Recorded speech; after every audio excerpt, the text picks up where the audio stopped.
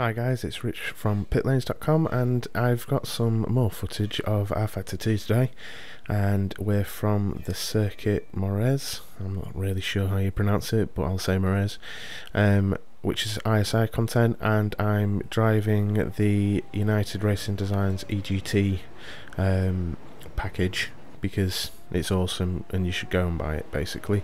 But anyway, this video is basically sort of a weather transition video. So what I wanted to do was a race long enough to sort of demo the changes in weather and how they look and how they handle. So at about the midpoint of this race, the rain starts falling, and then towards the end it will dry up again.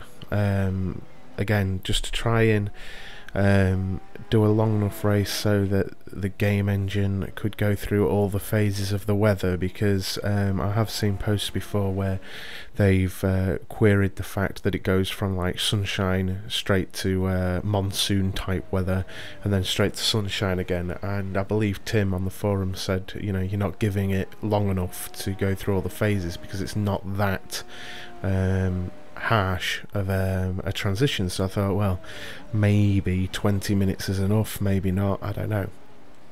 So here we have it, and if you're new to the rFactor series, what you'll first see is me lapping around in the dry like this, but then the formation of the rubbered line, which is ISI rFactor2's real road technology, and basically that's the racing line which rubbers up, and this also works in conjunction with the weather as far as I'm aware, and that's how dry lines appear. Before we get into it, it is dynamic. As far as I'm aware, it is at an accelerated rate at the moment, because obviously after 3 laps you wouldn't have a rubbered line like you're seeing on the video, but yeah, so if I was to drive offline all the time in this race, you would definitely see a rubbered line or a dry line where I'm driving myself.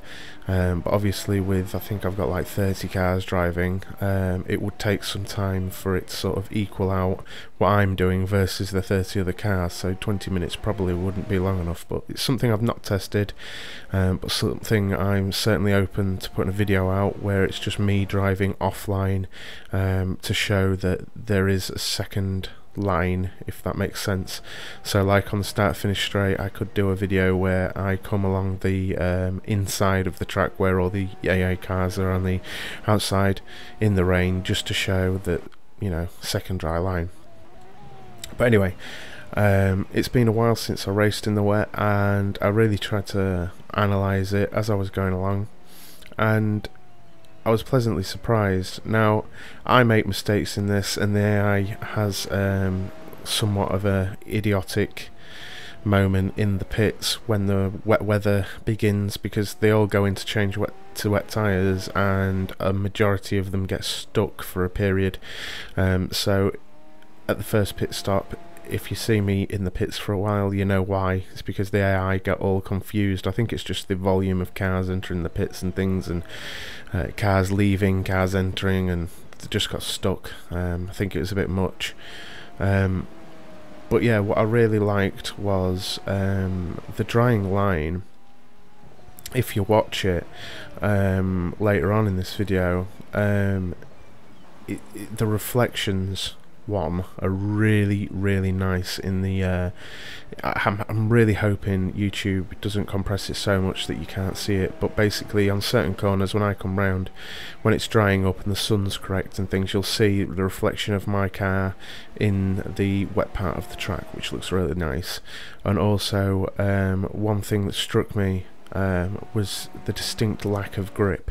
When I first enter the pits, I think it is, I basically cannot stop the car on the wet pit entrance, because it's had very few cars go over it, so it's absolutely soaking wet in comparison with the somewhat drier line that's out on the circuit. So it shows that there's a grip difference there. And also later in the race, after I've swapped back to slicks, if I got like two tyres onto the wet stuff, it would severely hamper me slowing down into the corner. And I really like how the drying line shows going up onto the curbing and the reflections associated with the wet parts of the curbing. It looks really, really nice. And it just dries really well. It sort of behaves how I'd imagine if like I drop a wheel onto the wet part of the track, I'd understeer horrendously and things like that. It just makes sense to me. But yeah, I do question whether the AI is affected quite to the degree the player is, because I seem to be struggling quite a lot where the AI was just getting on with it, basically. But I won't go on too much, because this really is intended as sort of a demo run for anyone who doesn't own rFactor2 or basically doesn't have any time to run this kind of testing. Please enjoy and like, comment and subscribe, and I shall see you soon. Thank you very much.